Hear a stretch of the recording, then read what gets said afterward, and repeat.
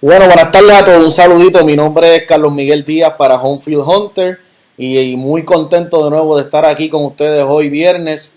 Ayer les comenté que iba a tratar de conseguir una entrevista interesante para ustedes y así fue, lo anuncié alrededor de las 11 de la noche y hoy vamos a estar aquí con Coach Anthony Pla de Lincoln University, pero antes déjeme enviar aquí el mensaje de que esto va a pasar ahora y dándole un breakcito a que se puedan ir conectando, ¿ok?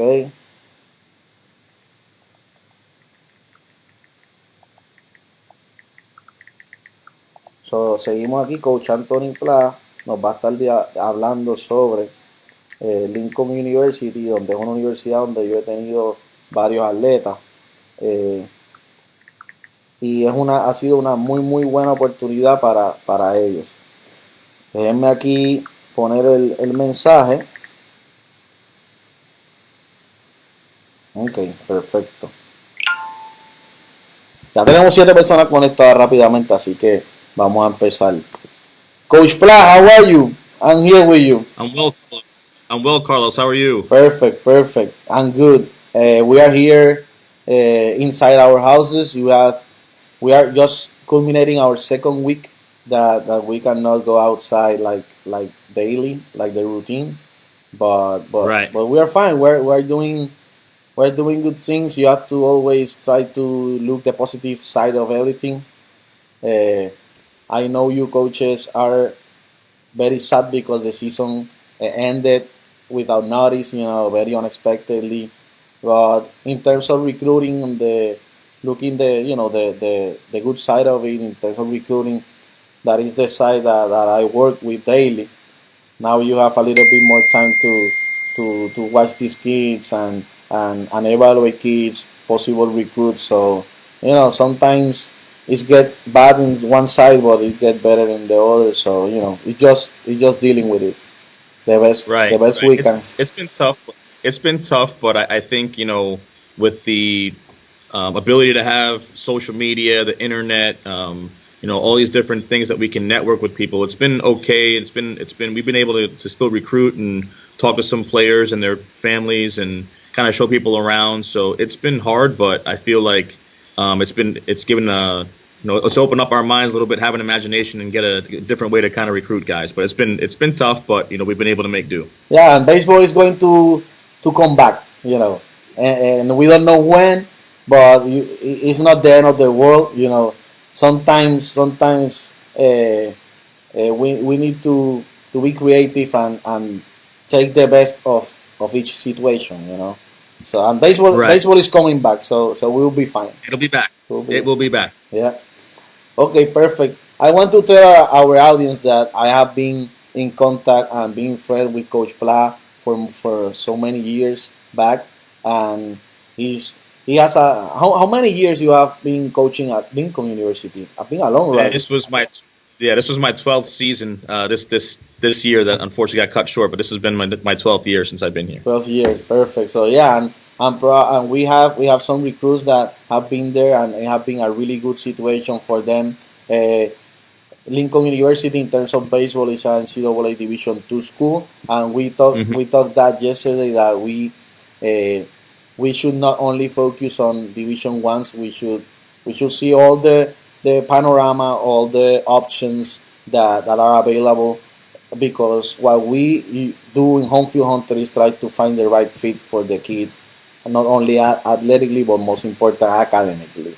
And and Lincoln University have been a good option for our kids. So I just wanted to bring you so people know your program, know you better. And one thing that we're going to talk a little bit later is that Lincoln University has pretty good academic scholarships that have helped our kids uh, in a better way. So just can you tell us a little bit more general information about Lincoln University? Where it Sure. is and some general info. Yeah, so Lincoln University was founded in 1854 as the first ever HBCU, which means historically black college or university in the country. So it was the first university that gave African Americans a chance to go to school, during the Civil War, after the Civil War, in that time. And it's been around for over 165 years now, and we're located in southeastern Pennsylvania. We're a small Division II school, just about 2,000 students, just over 2,000 students. We border Maryland and Delaware, and we are Division II athletics. We have a number of different majors, and we have a lot of old and new on campus. So a lot of the old of campus is all of our history and the things that we kind of stand on the shoulders of the former students and employees, and even the older buildings that we have on campus. And then we have a lot of new buildings on campus with renovations that took place to residence halls and new academic buildings. Our library was redone about 6 years ago. We have a whole ton of different just academic buildings. And then we had a $125 million renovation to our entire athletic department, which was our baseball field, our softball field, tennis courts, 2 soccer fields, one being our football and soccer field with a track around it, and our new stadium. And then we have our gym here where we do some of our indoor work. And it's been, this place it's a diamond in the rough. It's a sleeping giant. We just got to wake it up a little bit. But it's a smaller school, not too big. And I just think it's an opportunity for people to come and have a chance to play, and sometimes have a chance to play right away and compete for a starting spot. So, but it's been here for a long time. I just need to get more people to know where we are. Wow, since 1854, 165 years. That's talk really well about the college. That only fact, because people that do things right, stay. So it's a lot of years of history. And right. Can you let us know a little bit more about popular majors that are there that your baseball players usually take? Yeah, so our guys, they do a lot of different majors, but I'd say the ones more common with our baseball guys are criminal justice, health science, and then the health science field, guys want to be either athletic trainers, physical therapists, strength conditioning coaches, like somewhere in that field. And then you have mass communications. We have a multi-million-dollar facility over there where you can be on the radio or TV stations. We have tons of computers where guys can get on and create their own shows or be on the radio all day long. It's a 24-hour show. We have a 5-mile radius near campus. It's pretty cool. Our business majors are pretty big. Business management. What's the other one? Business. We have marketing, accounting. Biology and our sciences are really big. We just started a nursing program a few years ago, which is really catching some steam. And then, English, sociology, psychology. So we're liberal arts university, so we have a lot of different majors. But I'd say criminal justice, health science, human services, mass communications. I would say those are the ones that probably get the biggest influx of students. But we have IT here, a pretty good IT department. So, there's tons of majors that you can get into. Yeah, I think you don't have the entire spectrum of engineering, but you have computer engineering, right? We have computer engineering, yes. Yeah, perfect. Yeah, that is. We do have some engineering courses, not a ton of them. Okay. We did have an engineering major that they just kind of dropped it to be more of an engineering kind of concentration instead of a major, but okay. We do have some engineering courses, and the computer side is huge. It's huge, yeah. Okay, perfect. And Coach, talk us a little bit more about your baseball program that you have been running through 12 years, so you have a lot of history over there with the baseball side. Yeah, it's been a long time. So just to give you a brief history, I took over the program back in the fall of 2008, October 1st, 2008, and I took over a program that had 2.1 GPA, 7 returning players. They had won 1 game the year before I got there. They had no uniforms, and the football team was using our field for practice because we just brought football back when I first got the job here. Fast forward 12 years later, now we have a roster of about 35, 36 guys, or up to 35, 36 guys. We've got brand new uniforms, and we keep getting new things every 2 or 3 years. We have a study hall program to keep our guys where they're supposed to be. We've had a 3.0 for 7 straight semesters. We just dropped recently down to a 2.87, but I think we'll get that back up, hopefully. If the guys are doing their job right now when they're home with the homeschool and stuff, hopefully they're doing their job. But We have a brand new field outside that's ours. It's on campus. We have an indoor facility where we have two cages, one that drops down and one that's like an accordion style. We have all the bells and whistles that you need inside. We don't have like the Rapsodos or the hit tracks and things like that right now, but we're looking to get those for this coming fall. But man, it's been a pretty crazy 12 years. We started in the CIAA conference, which was mostly North Carolina and Virginia. That conference since folded, and now we moved into the East Coast Conference, which is a tough conference up in the eastern region, northeast region, with mostly schools from North Carolina. From New York, and we have one school that's in Connecticut. And it's a really tough conference. We actually had one team in our conference, New York Institute of Technology, went to the College World Series last year. So it's a really tough conference, really good competition, an opportunity for guys to be able to get and play in front of some good crowds and good people. But it's been a wild 12 years, and I've enjoyed every minute of it. And we haven't been super successful in the wins and losses column, but we've gotten our GPA up. We've gotten the guys to graduate and get into really good jobs afterwards. And I think we're starting to kind of turn that page on the wins. We just had a really good weekend prior to, unfortunately, when our season got canceled. We won 2 out of 3 against Benedict down in South Carolina on our spring break trip, and looked like things were going to start to turn around for us a little bit. So guys are eager right now and ready to get back in the weight room, get back in the gym, and kind of get ready for the fall and ready for 2021. So it's a pretty exciting time for us right now. Just need them to get their grades done and hopefully not be as bored as everyone looks right now. Yeah. Yeah, and you offer over there, obviously, housing, room, board. The kids have that benefit over there, that service. They receive that service on campus. Yes, so we have roughly 1,450 beds on campus, and all of our players stay on campus. For the most part, they're broken up into about 6 different dorms. I try to get all of my guys to room in one place, but you have room and board. There's 2 places to eat on campus. There's a main cafeteria that has it's like a buffet style where you can get anything from sandwiches to a stir fry to hot meals to cereal and omelets and desserts and everything you can possibly imagine, and you can eat for as long as you want. And then we have another dining hall in our brand new wellness center, which is more of a healthy style eating where you can get things more like a Chipotle style salad or burrito and things like that, grab and go sandwiches and yogurts and those kinds of things throughout the daytime. And that's open just after breakfast in the morning through dinner in the evening. Now, you can use your meal plan for both, but if you're in the dining hall, you get to eat as much as you want to buffet style. And if you go to the wellness center, you only get to get one meal and a drink.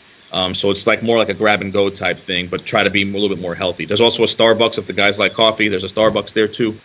But that wellness center is great. I mean, it has 2 floors of a weight room. The weights are down on the bottom, and then you have all the treadmills and the ellipticals up top. There's a 2-lane walking, jogging track. There's a basketball court. And the food court's right there. It's an awesome building, and that's where our health science majors are. So, and then you have our main gym here, which is the house of men's, women's basketball, and women's volleyball, and then all of our sports training here, and all of our offices are here. So, a chance for guys to be able to get study hall done here. Coach's office is here, training room is here, weight room's here, and the batting cages are in here. So, you can spend most of your time in class and then come here and spend the rest of your day and get all your work done, and it's a good opportunity. And then our field is only just a 2-minute walk from the building to the field, so it's awesome to have everything right here.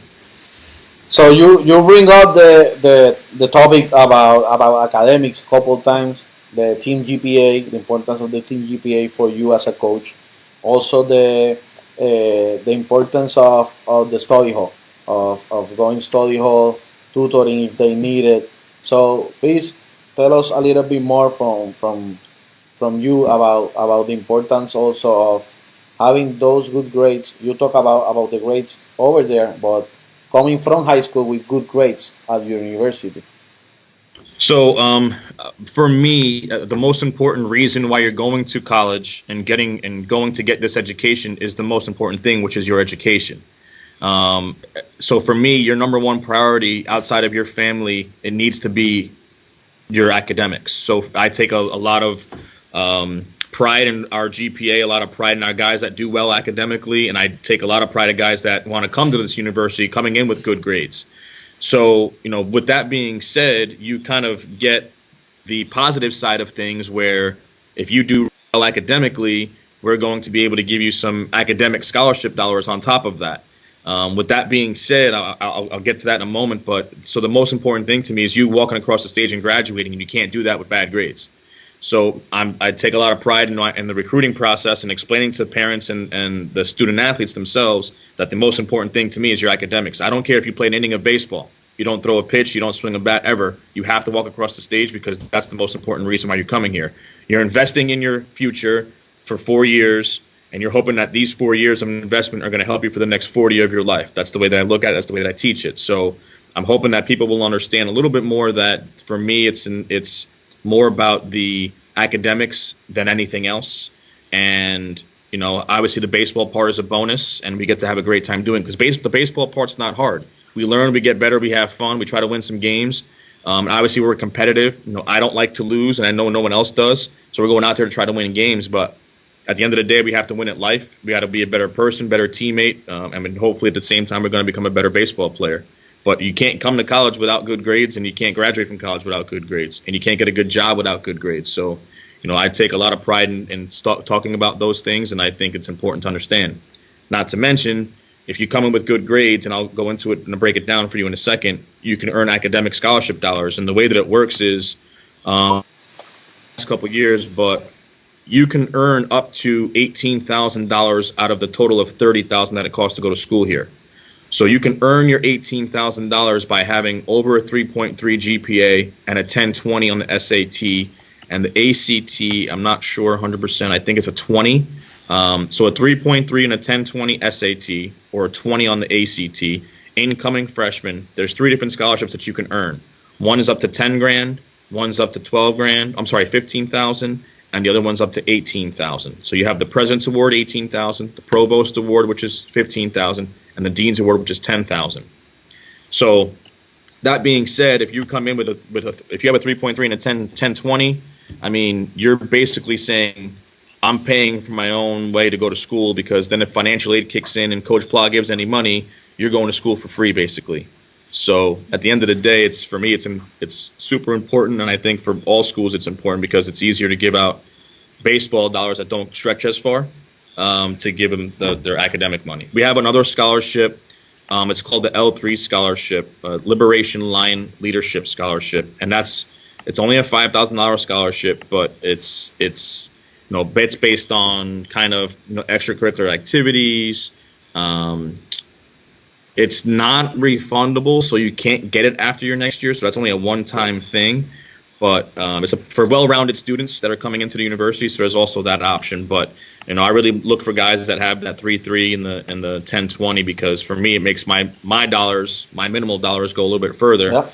So let's say Carlos, you come to the university, you got a 3.3 and a 10.20, or let's say you got a 3.5 and an 1100, and you get the full $18,000 President's Award. Well, now I give you $5,000 or $6,000. You're sitting pretty. You only got to spend about $6,000 to go to college, and then you get Pell Grant or some kind of other grants or scholarships. You're paying nothing to go to school. So I can't stress enough the importance of academics. I feel like it's the number one thing. That's why you're going to school. That's what you're investing in. So you, your parents, the government, your family, aunt, uncle, mom, dad, grandma, grandpa, everyone's investing in you to go to school. It's the number one thing. It's the number one important thing for me. So I have to say, and thank you for all that breakdown. I have to say that I have been working with this for about 10 years, and one of my 2 best academic students have gone with you. That is Pedro Martinez and Pedro and Josiah Lara that you have right now. He was last year from the Beltran Academy.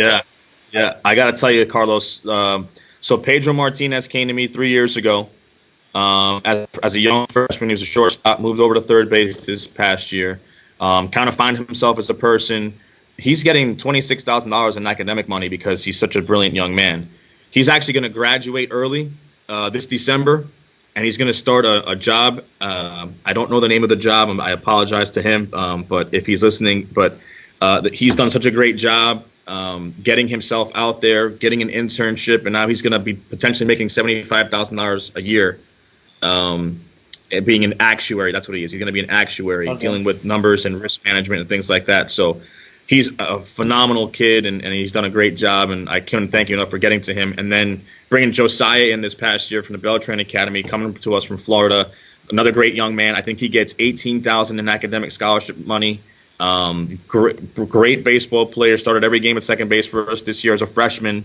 So anybody thinking that you're not going to get a chance to play at Lincoln, you're going to get a chance if you can outcompete, or play better than and work harder than. We give guys a shot. So Pedro and Josiah have been great, and I can't thank you enough for giving them to us. They've been a blessing, and I wish Pedro nothing but luck. I'm going to see him again this fall before he's actually done, but I'm excited for him and his future, and starting so young, and I'm excited for Josiah's future as well. So Pedro, to see if I understood well, Pedro, after his freshman year, he's receiving around $26K in academic scholarship. Academic scholarship. Wow, 26 from 30. So he gets $26,000 in academic money, plus he also gets financial aid. Yeah. So he actually gets money back. He gets money back from the government because he does so well academically. Well, I want to share a story about Pedro. I think we have talked about it, but I wanted to share with the audience the little things that help you promoting yourself. I usually tell the kids that every kid wants to be a professional baseball player. But even if you are not a professional baseball player and you want to get there, you have to behave like a professional baseball player. That's the first thing, Even if you are in college, you watch the good thing about professional baseball players, so address you as a professional in everything you do. So I meet Pedro in a college fair in Puerto Rico that is named Autopista Americas.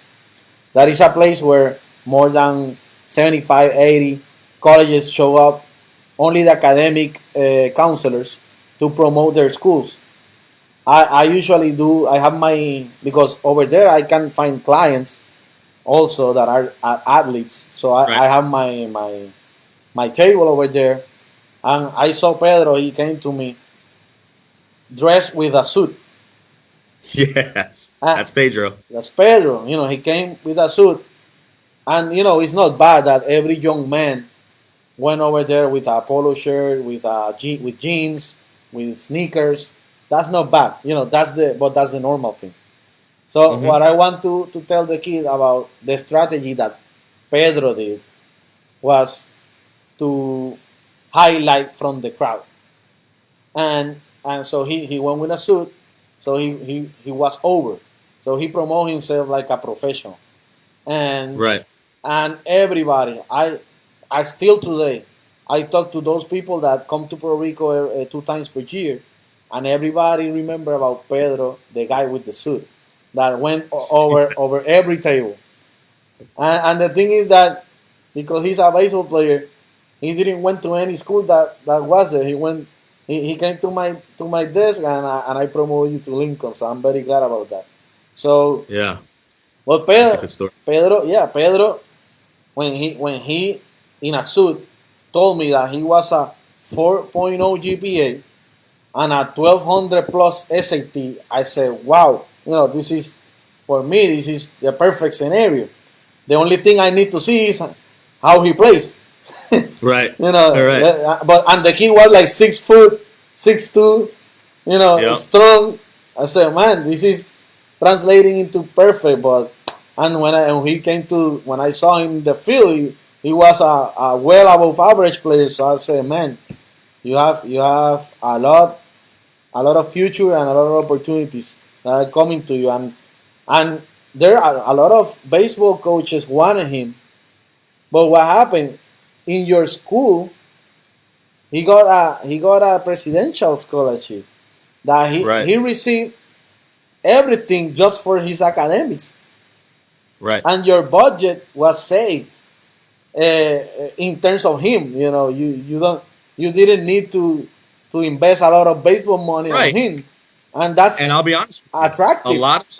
Absolutely, a lot of colleges can do that because you can stack dollars. Some schools don't, but a lot of schools do, and you can stack the academic with the athletic. And if the academic is really, really good, and my dollars can go a little further, where say I can only have to give you $2,000, $4,000, and I bridge that gap, and now you might only be paying $2,000 or $3,000 out of your own pocket, or might not be paying anything out of your own pocket. I mean, the number one thing is academics. The better you do in high school, and that's whether or not you're an athlete, you're going to get that money regardless if you're an athlete or not. Yep. But if you're an athlete, obviously there's an opportunity for you to get some more dollars. So, just thinking about that and understanding that, it's a no-brainer to me for young student athletes to be able to get good grades. And Pedro did a great job of promoting himself, doing the right thing while he was in school. He's a solid baseball player, gave him a chance to play college baseball and not pay for it. Yep. Josiah's in the same boat. Yep. I think Josiah's going to end up paying like $2,000 every year. Yep. To go to a 4-year school away from his home. Yep. I know Josiah is going through the same steps, good steps that Pedro did a little bit earlier. And I wanted to say, get a little bit minute here. Brittany Bowles Rodriguez. Hey, this is Josiah Mom. So Josiah Mom is connected. So hi, Brittany. Say hi to the family. And Christine Rodriguez Hidalgo says, hey, Pla. Probably you know her. Yeah, Christine and I went to college together. She was a volleyball player from Puerto Rico. Yep. Her and her husband they're good friends of mine. I love them. They're great. I wanted to say hi to my friend Alec Pacheco. Daniel Serrano is a grade 11 kid at the Beltran Academy. Really good kid also. Lucia de la Cruz say hi. And I have here another message from Brittany. Josiah Mom says Josiah also received an RBI scholarship from playing with the RBI program in Puerto Rico, as well as the academic scholarship from Lincoln. Good to add, there's also a lot of community scholarship out there that can help stack money. And hey, Josiah is connected. Hey, Coach Antonio Pla. Josiah, say hi. Josiah. Yeah. What's up, bud? Josiah, nice to hear to you about, and Coach just say he's really happy with you. You are starting at second base every day, so keep up the good work, Josiah. And I have a question here for you from Robert Ortiz Ruiz. He's the sports psychologist. He worked with the mind of the players at Beltran Academy. Okay. It says, my question is, what do the coach expect from his players on dealing with failure? It's a great question, and you know what? We try to do. We have a mantra on our team of the only pitch that matters is this pitch right now. So whatever just happened, we want to try and let it go as fast as possible. And for some guys, that's an easy task, and for some guys, it's a very difficult task because guys are very emotional players. I know I was an emotional guy myself, and it was hard for me to learn and let it go as fast as possible. I have to do it as a coach as well. When an umpire makes a bad call behind the plate or on the bases, I have to learn how to do that as well. So for me, our thing mentally is to be able to take it one pitch at a time. And we do that with some mental training, not a whole lot. I think this fall we're going to be doing a whole lot more mental training where we're going to start practices with 10 or 15 minutes of just kind of clearing the mind and being able to go out there and just play the game. We do a lot of repetitions in the cage, a lot of repetitions defensively. So knowing how the plays are supposed to happen and how your body's supposed to react to it is the first key to it. But then obviously what your reaction is going to be afterwards. We have to figure out a way to understand that we can only control what we can control. I can't control the outside world. I can't control the weather, the field conditions, the umpires. If I make a mistake, I have to know that one is now gone. I have to be able to make the next play. That's a great question, and I think that's going to be a question asked forever in athletics and in sports. But in baseball, because I think we would all agree it's one of the hardest sports to play, we have to be able to let things go and move on to the next one as soon as that one happens. So we think at-bat to at-bat, play-by-play, and more importantly, pitch-by-pitch, and try to let things go that happen early on in the game, because if the game's tight late in the game and you're still worried about your first at-bat, it's going to be a bad last at-bat for you. So if we try to do that as much as we possibly can, understand to control the controllables, and make sure we take it one pitch at a time. So I think for us, that's kind of the way we do things. Nice. And Coach, yesterday we talked about some needs that you are looking right now. So you want to share with us what you're looking for next fall? You're still looking for positions to add. Sure. So this year for a 2020 class, we're still looking for a few pitchers, right-handed, left-handed. For us, doesn't matter. We just need some arms to kind of solidify our staff. We're looking for a third baseman and a first baseman, young guys to be able to come in because we do have some older guys that are playing. That we'll have juniors and seniors, and we're looking for a freshman catcher for 2020. For 21, we're going to be looking for middle infielders and outfielders, another catcher, and obviously pitchers. We're going to need pitchers every single year. Yep. Can't never have enough of those on. So if there's any pitchers out there, we'd be great. I see Mr. Serrano asked about how many games do we have in a season. So typically Division II plays 50 games in a season. Division I plays 56, and I believe Division III plays 44, 42, somewhere around there. So we're allowed to schedule 50 games. Sometimes with weather, we only play about 42 to 44, but we're allowed to schedule 50 games. So, but back to what we need. So this year, we're really looking for arms, corner infielders, third baseman, first baseman, and a catcher. And for 21, we're looking for arms, another catcher, middle infielders, and outfielders. Okay, perfect. I wrote it down. I got it here. So Awesome. we'll keep in touch. Just, hey, kids, 2021 that are hearing me, that you still have time to take the SAT early. You know, today, Coach, I received a really, really, really good news from one of our parents at the Beltran Academy. He called me. His kid is on 2021. He took the SAT last March. One of the couple of centers that did it because it was canceled in another ones. Yeah. He scored 1100. Wow. Grade 11. He prepared for the test. I asked him, hey, this is for us. Great. For us, this is above average. So please share with me what he did. He prepared. He prepared for the test.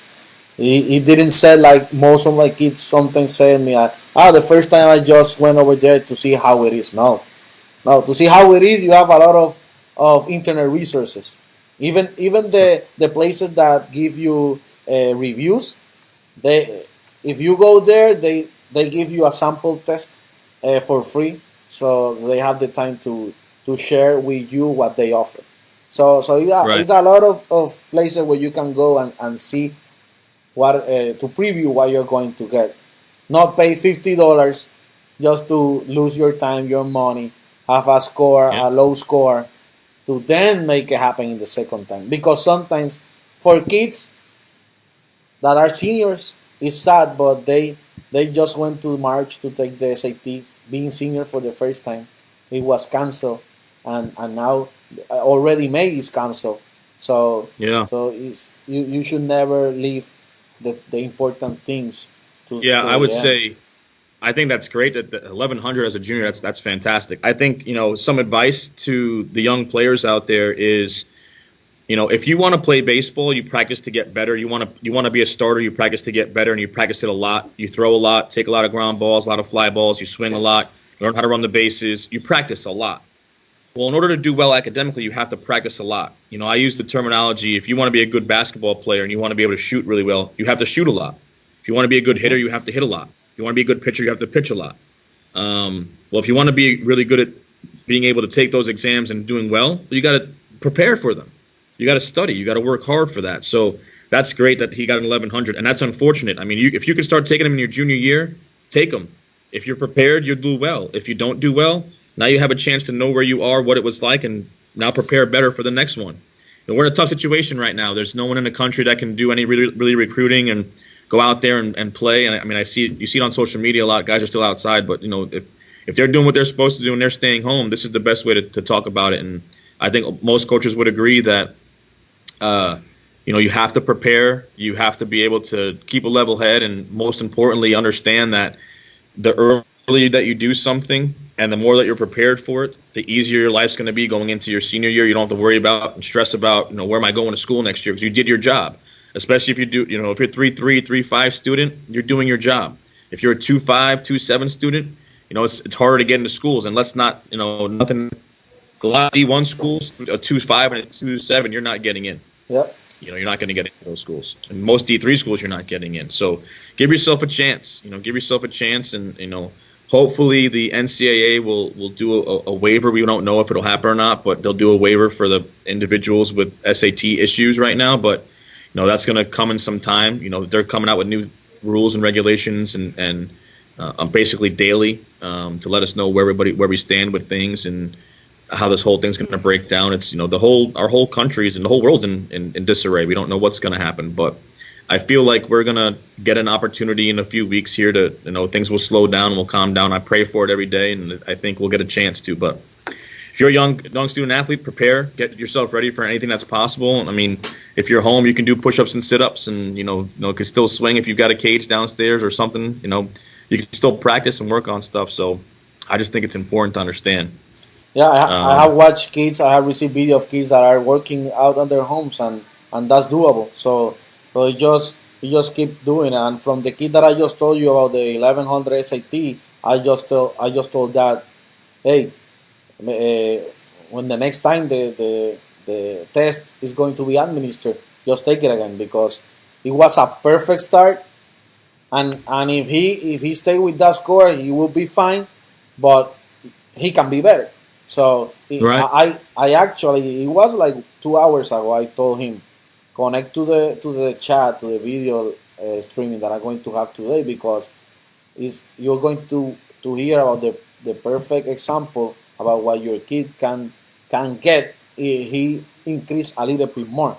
When you are in the 1200, 1250, now you are talking about presidential scholarship that cover almost everything, and you are, And that's a yeah. And that's at a lot of schools. That's not just at Lincoln. That's at a lot of schools. If Yeah. you get into that 12, 1300 range and you're somewhere between a 3.5 or better, I mean, first of all, we all think that we all know you're doing your job because it's showing, and now you're giving yourself a chance to get some really good academic money. So, I mean, I agree 100%, Carlos. He's a 390. He's a 3.9. 3.9 and 1100. I mean, you can basically write your own ticket to whatever school you want to go to. Yeah. And John. And now hopefully, Uh-huh. go ahead. I was going to say hopefully his game is just as good as his grades. If it is, he's going to go wherever he wants. I have seen him, and he's good. He's an outfielder. He just transferred in 11th grade from third base infield to outfield.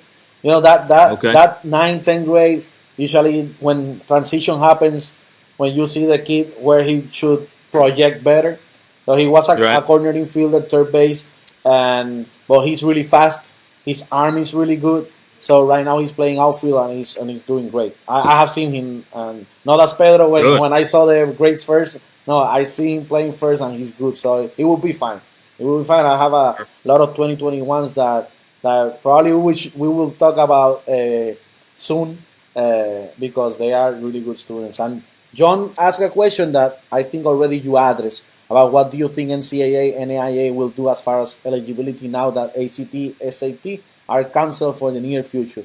The SAT they are canceled for May, but I think this is going to come back. We should say it soon. Yeah.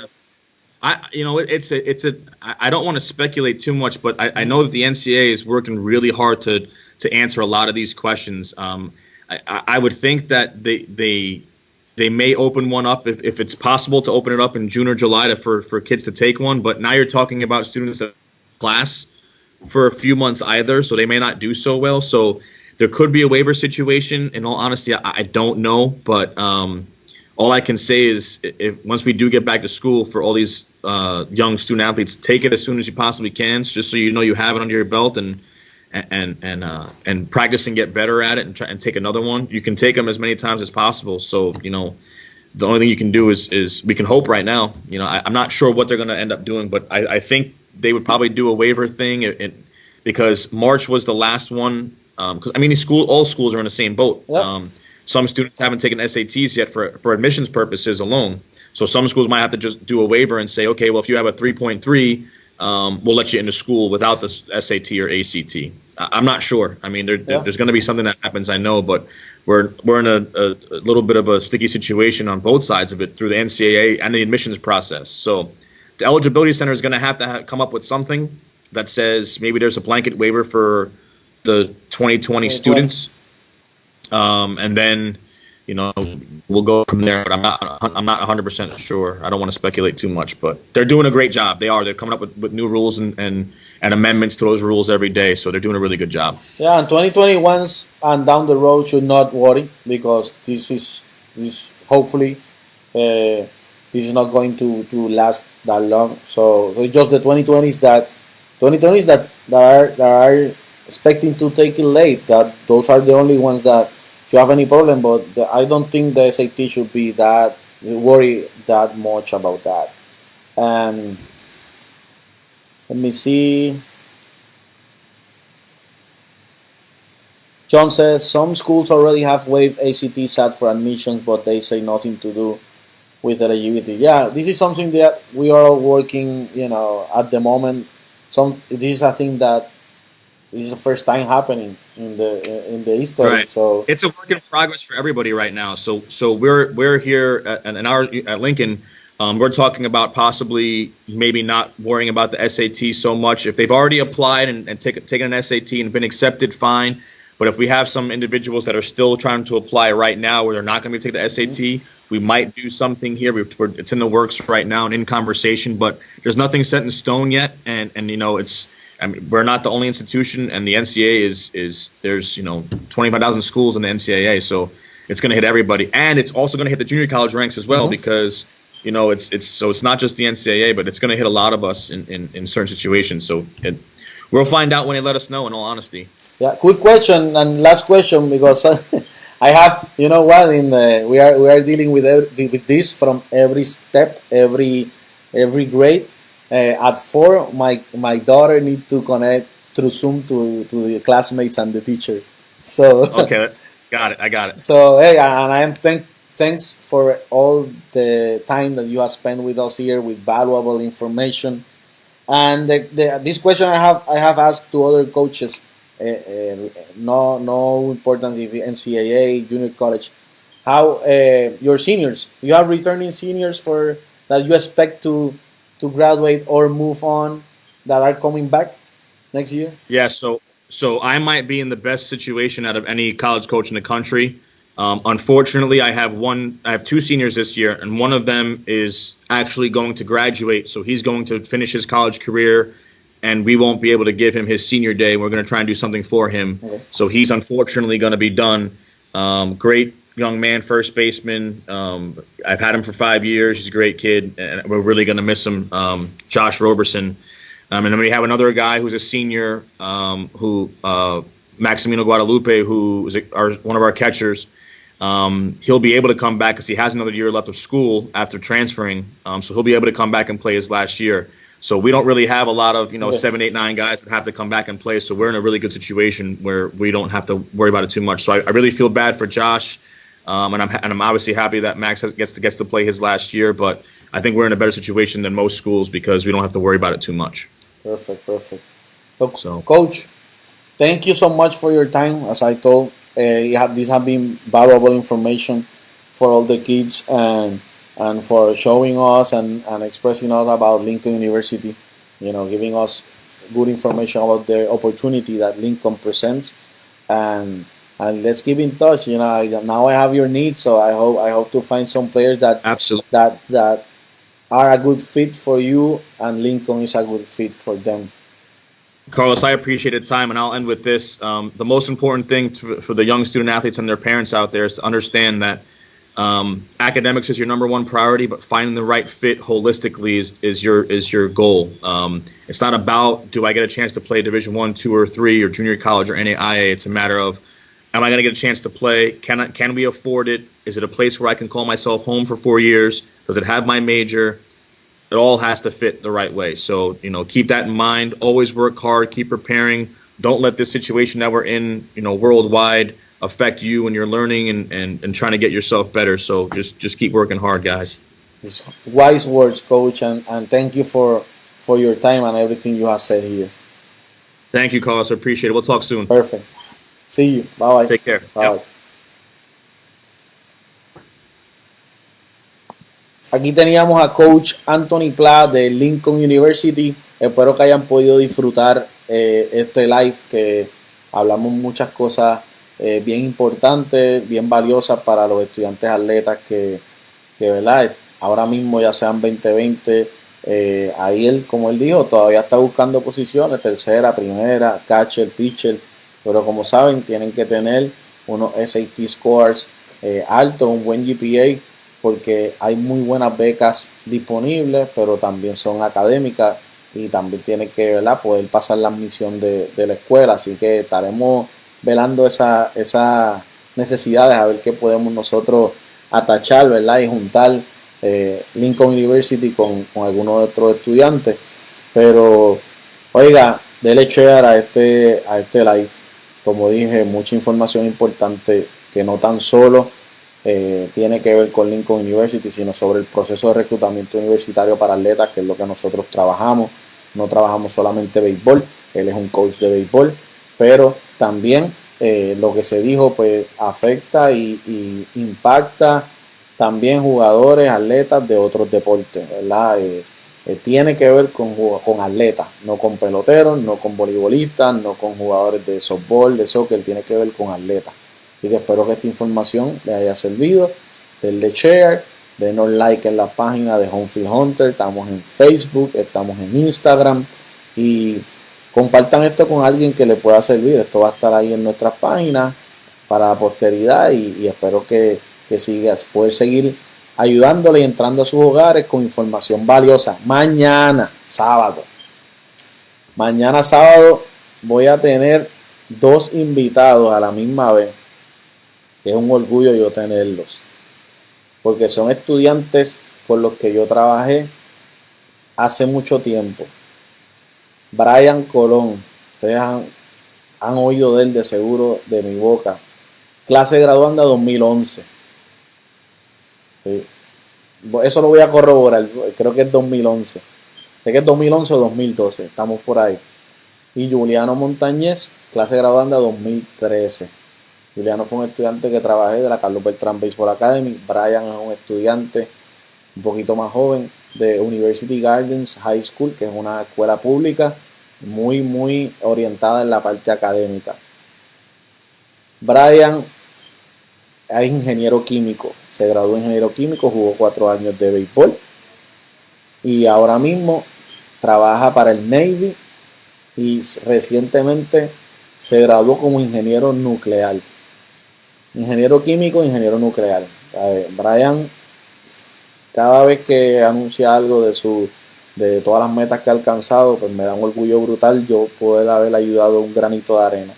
Y de igual forma, Juliano Montañez, que como dije, se graduó de la Academia Carlos Beltrán en el 2013 y ya ha tenido varios trabajos en el área de Sports Management, que fue su major que él se graduó, y ahora mismo trabaja, adivinen para quién, para los New York Yankees en el front office.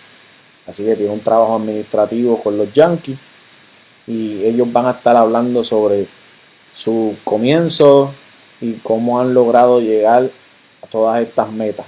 Así que nada, nos vemos mañana. Lo voy a anunciar para las 2 de la tarde, porque mañana es sábado, un poquito más temprano. Así que cuídense y hasta la próxima.